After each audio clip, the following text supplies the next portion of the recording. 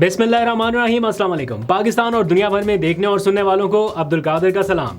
मुल्की सियासत में इस वक्त हलचल की सी कैफियत है। हर कुछ देर के बाद कोई ना कोई ब्रेकिंग न्यूज़ आ रही है, कोई बड़ी बड़ी अपडेट्स आ रही हैं और किसी को ये अंदाज़ा नहीं है कि आने वाले चंद दिनों में, हफ्तों में या महीनों में सूरत-ए-हाल किस तरफ जाएगी।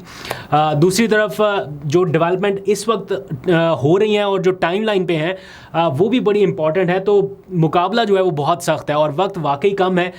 2 महीनों के अंदर क्या होने वाला है, बहुत सारी चहमगोइयाँ हो रही हैं। वफाकी दारुल-हुकूमत इस्लामाबाद में भी सरगोशियाँ जारी हैं कि इतनी बड़ी बड़ी डेवलपमेंट्स के पीछे आखिर राज क्या है। इसके ऊपर बात करते हैं। आज वैसे ओवरऑल आज के दिन के हवाले से अगर बात करूँ तो अडयाला जेल से कुछ खबरें हैं, सुप्रीम कोर्ट से, फिर हाई कोर्ट से। ये जो रिसेंट डेवलपमेंट है आपको बताता हूँ, लेकिन उससे पहले कल के व्लॉग में मैंने आपसे पूछा था कि इमरान खान का आखिरी बड़ा जलसा कहाँ पर हुआ, मेगा जलसा जो उन्होंने किया था आखिरी मर्तबा, वो कहाँ पर किया। तो बहुत सारे लोगों ने कमेंट्स किया, बताया, अपनी राय का इजहार किया। तो सही बताऊं तो मुझे भी एंड पे थोड़ी सी कन्फ्यूजन थी, इसलिए मैंने गुज़िश्ता रात के व्लॉग में नहीं बताया था। तो चेक करने पे मालूम हुआ कि आखिरी 2 बड़े जलसे इमरान खान साहब ने किए। एक पिंडी में जो 6 रोड पे हुआ था, जिसमें उन्होंने असम्बलियों से निकलने का ऐलान किया था, निज़ाम से निकलने का ऐलान किया था। वो फ़ैसला ठीक था नहीं ठीक था, तारीख़ उसका तयन करेगी, लेकिन वो हुआ था 26 नवंबर को 2022, 26 नवंबर 2022। और उसके बाद जो आखिरी उनका जलसा था, बड़ा जलसा, वो उन्होंने मीनार पाकिस्तान पे किया था 25 मार्च 2023। उसके बाद उन्होंने जलसों की टाइमलाइन ज़रूर दी थी, कोशिश भी की थी, ज़मान पाक के बाहर भी वो निकले हैं, लेकिन उस वक्त पंजाब हुकूमत उनके हाथ में नहीं थी और बदल चुका था सारा मामला, तो उनके ऊपर काफ़ी सख्ती रही है। तो इसलिए फिर कोई बड़ा जलसा वो नहीं कर पाए। तो ये आखिरी 2 बड़े जलसे थे। अब आ जाइए ज़रा मुल्की सियासी सूरत हाल के हवाले से, अडयाला जेल, सुप्रीम कोर्ट और इस्लामाबाद हाई कोर्ट की आज की रिसेंट डेवलपमेंट के हवाले से। लेकिन उससे पहले एक और बड़ी डेवलपमेंट हुई लाहौर से, और वो है हमाद अजहर का मुस्ताफ़ी हो जाना। पीटीआई पंजाब के सदर हमाद अजहर मुस्ताफ़ी हो गए। अब से कुछ देर पहले उन्होंने एक बहुत लंबा चौड़ा ट्वीट किया और उस ट्वीट में उन्होंने काफ़ी गिले शिकवे किए कि इमरान खान तक उनकी एक्सेस नहीं है और जो फ़ैसले वो करना चाहते हैं वो फ़ैसले बरकरार नहीं रहते, और बिलाखिर उनकी मर्ज़ी के बगैर कुछ फ़ैसले करवा दिए गए। और अभी जो रिसेंट तनाज़ा हुआ वो पंजाब में पीटीआई के किसी ओहदेदार की तब्दीली के हवाले से है, लाहौर में ही, जो कि हमाद अजहर चाहते थे कि ये शख्स रहें अपने ओहदे पर, लेकिन जो कोई और लोग थे, जो कोई और ग्रुप होगा या जो जिनकी इमरान खान तक एक्सेस है, उन्होंने इमरान खान से मंजूरी ली और वो ओहदा तब्दील करा दिया गया, जिसके बाद बिलाखिर एक बार फिर हमाद अजहर मुस्ताफ़ी हो गए। ये एक ऐसे कड़े वक्त में मुस्ताफ़ी हुए हैं जब इमरान खान साहब जेल से ये कह रहे हैं कि मैंने पार्टी को तैयार रहने की हिदायत कर दी है, सारे मुतहद रहें, कारकुनान मुतहद रहें, ख़ास तौर पर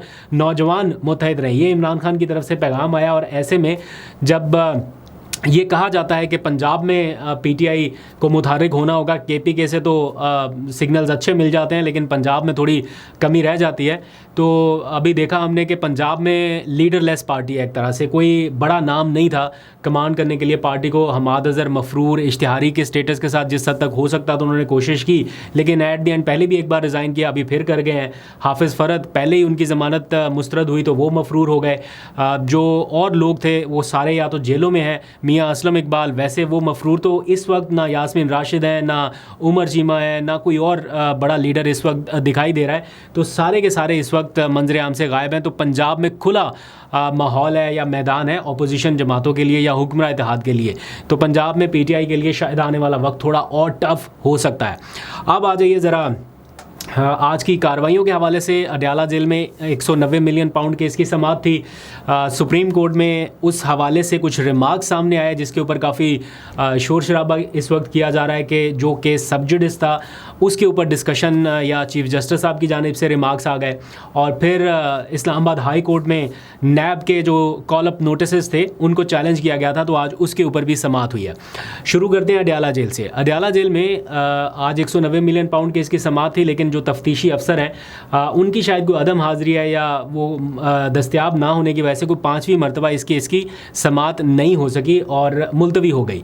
लेकिन आज के दिन की अडयाला जेल से जो मेन हाईलाइट है वो ये कि ये पिछले 1-2 दिनों से जो आप ख़बरें सुन रहे हैं कि अडयाला जेल के डिप्टी सुप्रीडेंट का पहले तबादला हुआ, फिर अभी वो गिरफ़्तार हुए। सहूलतकारी का इल्ज़ाम है कि इमरान खान की सहूलतकारी की गई, कोई मोबाइल फ़ोन फ्राहम किया गया या कुछ इस तरह की जो बातें अभी तक सामने आ रही हैं। बहरहाल तफ्तीश होगी तो चीज़ें सामने सामने आएंगी, लेकिन कुछ और गिरफ्तारियां भी हुई हैं। एक तो ये, दूसरा सख्ती थोड़ी सी बढ़ गई है इमरान खान साहब के ऊपर अडयाला जेल में, और आज इसका इजहार इस अंदाज से हुआ कि जो उनके लोग उनको मुलाकात करने के लिए जाते हैं, उनसे मिलने के लिए जाते हैं, पीटीआई की लीडरशिप अदालत के अहकामात के साथ उनसे मुलाकात के लिए गई, तो उन्हें ये कहा गया एज़ पर ये लीडरशिप जो उन्होंने बाहर आके स्टेटमेंट दिया कि हमें ये कहा गया कि इमरान खान से जेल के अंदर कोई सियासी गुफ्तगू नहीं होगी, अगर ऐसी कोई सियासी गुफ्तगू हुई तो कानून अपना रास्ता अपनाएगा। दैट मीन्स कि ये खुला खुला उनको बताया गया कि आप सियासी गुफ्तगू कोई नहीं कर सकते, आप अदालती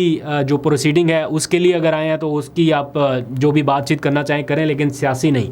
तो ये एक बड़ी हर्डल है, यानी जो नया अमला आया या नए सुप्रीडेंट साहब आए हैं उन्होंने थोड़ा सख्ती वाला हाथ रखना शुरू किया है। तो आज पीटीआई की लीडरशिप ने आके बाहर बताया कि जनाब हमारे साथ तो ये हुआ, हमें बातचीत करने नहीं दी गई, हालांकि हमने इस्लामाबाद हाई कोर्ट की इजाज़त लिया, बल्कि जहाँ तक मुझे याद पड़ता है कि इस्लामाबाद हाई कोर्ट को अप्रोच किया गया था कि हमें इमरान खान साहब से सियासी मुशावरत के लिए अलहदा मुलाकात करने की इजाज़त दी जाए। उसके ऊपर भी प्रोसीडिंग चल रही थी, मुझे याद नहीं आखिरी फ़ैसला क्या आया था, लेकिन इस किस्म का मामला भी था। अलहदा मुलाकात तो दूर की बात, अब ये कहा जा रहा है कि जनाब सियासी बातचीत नहीं होगी। तो थोड़ी सी सख्ती जो है वो आपको नज़र आ रही है या आने वाले दिनों में और भी होती हुई महसूस होगी। फिर इमरान खान की तरफ से जो एक ख़दशे का इजहार किया जा रहा है या जो एक पैगाम बाहर भेजा जा रहा है, बावजूद इसके कि सियासी गुफ्तगू की इजाज़त नहीं, लेकिन चूँकि जर्नलिस्ट वहाँ पर मौजूद होते हैं तो उनसे बातचीत के नतीजे में जो मैसेजिंग इमरान खान साहब कर रहे हैं वो कह रहे हैं कि जनाब पार्टी मेरी तैयार रहे, मैंने पार्टी को और ख़ास तौर पर नौजवानों को तैयार रहने का कहा है। और किस तनाजुर में कहा है, उन्हें ये लगता है या उनका ये ख़दशा है कि हुकूमत जो है वो सुप्रीम कोर्ट के फ़ैसले पर अमल दरामद नहीं करने जा रही मखसूस नशिस्तों के मामले पर, और एक बार फिर वो आइन तोड़ने जा रही है। इमरान खान साहब ने टाइमलाइन बताते हुए कहा कि ये तीसरी मरतबा होगा जब हुकूमत सुप्रीम कोर्ट का फ़ैसला नहीं मान रही या आइन के ऊपर अमल दरामद नहीं करने जा रही, तो उस सूरत में वो कोई रद्द-ए-अमल देना चाहते हैं या वॉट एवर जो भी उनकी स्ट्रेटजी है। तो वो हमने देखा कि उन्होंने एक मैसेजेस कन्वे करने का सिलसिला शुरू किया कि जनाब तैयार रहें। अच्छा, फिर आ जाइए जनाब सुप्रीम कोर्ट की तरफ। 190 मिलियन पाउंड केस की समाअत तो आपने देखा ना अडयाला जेल में आज मुलतवी हो गई, लेकिन उसी 190 मिलियन पाउंड केस में सुप्रीम कोर्ट में नाम लिए बगैर कुछ रिमार्क्स सामने आए। काजी फायज़ साहब कर रहे थे केस की प्रोसीडिंग, कोई मोनाल रेस्टोरेंट से मुतालिक केस था, और उसमें उन्होंने हवाला कुछ इस तरह से दिया कि 190 मिलियन पाउंड जो है वो बाहर से आया और वो जनाब कहाँ पे गया, उसके ऊपर हुकूमत भी खामोश रही। तो कुछ इस किस्म के उन्होंने रिमार्क्स दिए। तो अमूमन काजी साहब कहा करते हैं कि जिस केस का मामला है इसी के दायरे इख्तियार में रहें, इससे बाहर ना जाएं। कोई और केस, ऐसा केस जो कि सब जुडिस हो या अभी पेंडिंग हो, उसके ऊपर डिस्कशन ना करें, वो किसी और को भी नहीं करने देते।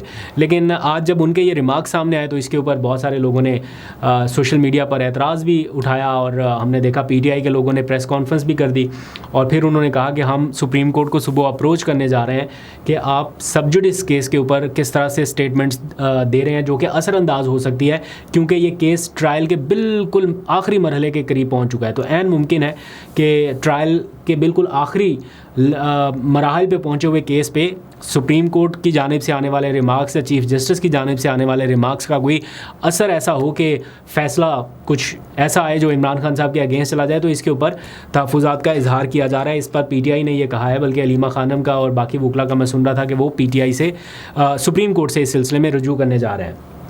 अब आ जाइए हाई कोर्ट की तरफ। नैब के वो नोटिसेस जिसकी वजह से इमरान खान साहब अभी नैब के तोशाखाना केस में जिस्मानी रिमांड के ऊपर हैं, ये शायद तारीख़ में पहली बार ही हुआ है कि इतना लंबा रिमांड नैब के केस में किसी का चला गया, यानी तकरीबन 34 दिन तक का रिमांड दिया जा चुका है, 36 दिन का सॉरी। तो उसके ऊपर आज जस्टिस मियां गुल हसन औरंगज़ेब ने इस नोटिसेस को चैलेंज करने के हवाले से केस की समाअत की, और उन्होंने कुछ क्वेश्चंस उठाए हैं। वो मैं जल्दी से आपको बता देता हूँ, डिटेल में नहीं जाता। पहला क्वेश्चन उन्होंने उठाया कि इस सारे मामले में नैब को अपनी नेक नियति भी जाहिर करनी होगी कि वो जो तफ्तीश कर रहा है, तहकीक कर रहा है, उसमें उसकी नेक नियति क्या है। फिर वो ये भी सवाल उठा रहे हैं कि नैब को ये भी साबित करना होगा कि नैब कहीं इस्तेमाल तो नहीं हो रहा, किसी के हाथों इस्तेमाल होकर किसी फरीक के ख़िलाफ़ तो कार्रवाई नहीं कर रहा। और फिर तीसरा सवाल उन्होंने ये उठाया कि सिर्फ ये केस ही क्यों पिक किया गया, बाकी भी लोगों को तोशाखाना के तहाइफ मिले, क्या सब ने जमा करा दिए या किसी ने जमा कराए किसी किसी ने रखे, तो इस किस्म के सवालात उन्होंने उठाए हैं प्रोसिक्यूशन से। दूसरी तरफ उन्होंने जो इमरान खान साहब के वकला हैं उनसे भी सवालात उठाए हैं कि हमें ये बताया जा रहा है या हमें ये मालूमात मिल रही है कि बुशरा बीबी या इमरान खान तफ्तीश ज्वाइन नहीं कर रहे, तो ये चीज़ आपके अगेंस्ट जा रही है। आप कैसे तफ्तीश ज्वाइन करने से इनकार कर सकते हैं? अगर आप जेल में हैं, तफ्तीशी हुकाम आपके पास पहुँच रहे हैं, तो आप तफ्तीश क्यों नहीं करने दे रहे? ये चीज़ तो आपके अगेंस्ट जाएगी। तो फिर अदालत को बताया गया कि तफ्तीश ज्वाइन कर ली गई है और नैब जो सवालनामा देगा उसके जवाब दिए जाएंगे। तो ये आज की ओवरऑल सारी सूरत हाल थी। 2-3 छोटी छोटी खबरें और हैं। 22 अगस्त को PTI का जलसा लॉक कर दिया गया है। बता दिया गया है कि जनाब आज अदालत में ये बयान दे दिया गया कि 22 अगस्त को इस्लामाबाद में तरनौल के मुकाम पर जलसे की इजाज़त दी गई है। PTI ये चाहती थी कि वेन्यू तब्दील कर दिया जाए, लेकिन उसके ऊपर नहीं मानी अदालत। और उन्होंने कहा कि ये दायरा इख्तियार ज़िले इंतज़ामिया का है, वो जहाँ पर इजाज़त दे हम उसको तब्दील नहीं कर सकते। हाँ, इजाज़त लेके देना थी, वो हमने उसमें काम कर दिया, आपको इजाज़त मिल गई, आप जाके तकरीर की तैयारी करें। तो ये उन्होंने जो दरख्वास्त थी जलसे की मुकाम की तब्दीली के हवाले से वो डिस्पोज ऑफ कर दिया है। फिर आज की एक और ख़बर है जो बड़ी अहम है और उसके सिर्फ एक जाविये के ऊपर ज़्यादा बातचीत हो रही है, एक मिसिंग एलिमेंट भी है, उसके ऊपर ज़्यादा डिस्कशन नहीं हो रही। और वो ख़बर है आज army chief general Syed Asim Munir से जो रिटायर्ड जनरल्स हैं या वेटरन्स हैं उनकी मुलाकात हुई। मुलाकात की जो तस्वीरें जारी हुई हैं उनको देख के लगता है कि बड़े खुशगवार माहौल में मुलाकातें हुई हैं और जो भी बातचीत रही होगी उसका पूरा एक एलामिया जारी किया गया है। उसमें बताया गया है कि जो डिजिटल दहशतगर्दी के ख़तरात हैं उनके हवाले से आगाह किया गया, बाकी जो फ़ौज की पेशा वराना सलाहियतें हैं उनके बारे में, और जो वेटरन्स हैं उन्होंने एतमाद का इजहार किया पाक फ़ौज की मौजूदा क़यादत पर। तो ये सारा एलामिया जो है वो जारी किया गया। This is one side. मुझे पता नहीं क्यों एक अच्छी होप नज़र आई इस सारी मुलाकात के बाद या इस बड़ी इंगेजमेंट के बाद, क्योंकि कुछ दिनों पहले मैंने कहीं पे ये स्टेटमेंट देखी थी कि वेटरन्स जो हैं यानी ये रिटायर्ड आर्मी के लोगों को कहा जाता है, यानी उन्होंने कहीं स्टेटमेंट जारी किया था, शायद मेरी नज़र से कहीं गुजरा था, कि वो मुल्क में इस्तेहकाम के लिए अपना किरदार अदा करना चाहते हैं। और ये एक मुलाकात हुई, इसमें रिटायर्ड जनरल्स भी हैं, तो हो सकता है कि फ्यूचर में या आने वाले वक्त में इस मुलाकात का कोई ऐसा पॉजिटिव इम्पैक्ट आपको नज़र आए। या जाहिर बात है सलाह मशवरे होते हैं, सारे जूनियर सीनियर्स इकट्ठे हैं, तो ऐन मुमकिन है कि पाकिस्तान को आगे बढ़ाने के लिए, एक कदम आगे बढ़ाने के लिए कुछ ना कुछ सलाह मशवरे, कोई ऐसी तजावीज़ दी गई जिनके ऊपर आगे चल के अमल दरामद हो। तो मुझे तो बड़ी उम्मीद है कि शायद इस मीटिंग का कोई ना कोई आगे चल के नतीजा निकले। होपफुल तो रहना चाहिए, आप भी दुआ करें कि कुछ ना कुछ पॉजिटिव आउटकम निकले। अच्छा, दूसरा एक रिक्वेस्ट मैंने जाते जाते आप लोगों से करनी थी। मैंने आपको बताया था कि ज़कात फाउंडेशन जो है अमेरिका की, वो गज़ा के ऑर्फन बच्चों के लिए, यतीम बच्चों के लिए जिनके सर से छत छीन ली गई है, वालदैन का साया छीन लिया गया, मतलब बेयारो मददगार हैं, उनके लिए ज़कात फाउंडेशन आगे बढ़ी। उन्होंने पाकिस्तान में भी बेपनाह काम कर रखा है, अब अमेरिका में उनके इवेंट्स जारी हैं, सीरीज़ के साथ इवेंट्स हो रहे हैं, फ़ंड रेजिंग इवेंट है सिर्फ़ और सिर्फ खालिस्तन उन यतीम बच्चों के लिए जिनके सर के ऊपर इस वक्त कोई दस्ते शफ़क़त नहीं है। तो उनके आगे आने वाले 3 इवेंट्स हैं, मैं बता देता हूँ आपको। 16 अगस्त को यानी 16 अगस्त को एटलांटा में होने जा रहा है फंड रेजिंग इवेंट, फिर 17 अगस्त को ऑरलैंडो में होने जा रहा है और 18 को फ्लोरिडा में हो रहा है। फ्लोरिडा में बल्कि उनके 2 इवेंट्स हैं मियामी के करीब। तो अगर आप लोग ओवरसीज़ पाकिस्तानी और ख़ास तौर पर US में मुकीम हैं या US से बाहर भी कहीं पे हैं, अगर आप फंडिंग करना चाहते हैं या इस इवेंट को अटेंड करना चाहते हैं, अटेंड करके भी आप इस कॉज में हिस्सा डाल सकते हैं, या अगर दूर से कहीं ऑनलाइन फंडिंग करना चाहें तो यहाँ पे आपको उसका पूरा तरीक़ाकार मिल रहा होगा। लिंक भी मिल जाएगा आपको, डिस्क्रिप्शन पे भी कोशिश करूँगा डाल सकूँ, वरना स्क्रीन के ऊपर आपको आ रहा होगा तरीक़ाकार, या QR कोड जो है वो आपको दिख रहा होगा। आप QR कोड को स्कैन करके भी इसमें इस मुहिम में शामिल हो सकते हैं। तो अच्छा कॉज है, आप भी शामिल हो जाइए, मैं ख़ुद भी इस मुहिम का इंशाअल्लाह हिस्सा बनूँगा। अच्छा, जाते जाते आखिर में ख़बर एक ये कि मैंने गुज़िश्ता रोज़ आपसे पूछा था कि ये जो फाइवर पे काम करने वाले लोग हैं या फ्रीलांसर्स हैं, उनको मुश्किलात पेश आ रही होंगी इंटरनेट की बंदिश की वजह से, तो क्या ये हकीकत है कि उनका काम इफ़ेक्ट हुआ है या उनके अकाउंट्स जो हैं वो डिसेबल हुए हैं, क्या असल में परेशानी है? तो बहुत सारे लोगों ने कमेंट्स में बताया कि पाकिस्तान में चूँकि अब VPN के ऊपर इंटरनेट ज़्यादा बेहतर काम करता है, VPN के बगैर वो सर्विसेज मेयारी उस लेवल की नहीं है, तो जैसे ही VPN लगाते हैं उस VPN को कनेक्ट होने की वजह से शायद फाइवर जो है वो इनवैलिड एक्टिविटी उसको काउंट कर रहा है या व्हाटएवर, उनको लग रहा है कि ये कोई सस्पिशियस एक्टिविटी एक्टिविटी है, जो लोकेशन बताई गई है उस लोकेशन पर नहीं, या किसी और लोकेशन पर आ रहे हैं, तो VPN का इस्तेमाल जो है वो भी फाइवर अकाउंट्स के डिसेबल होने की एक बड़ी वजह बन रहा है। आप लोगों का फीडबैक चाहिए होगा, अगर कोई और रीज़न है तो वो भी कमेंट सेक्शन में ज़रूर बताइएगा। अभी तक के लेते हैं, अपना बहुत सा ख्याल रखिए। अल्लाह हाफिज़।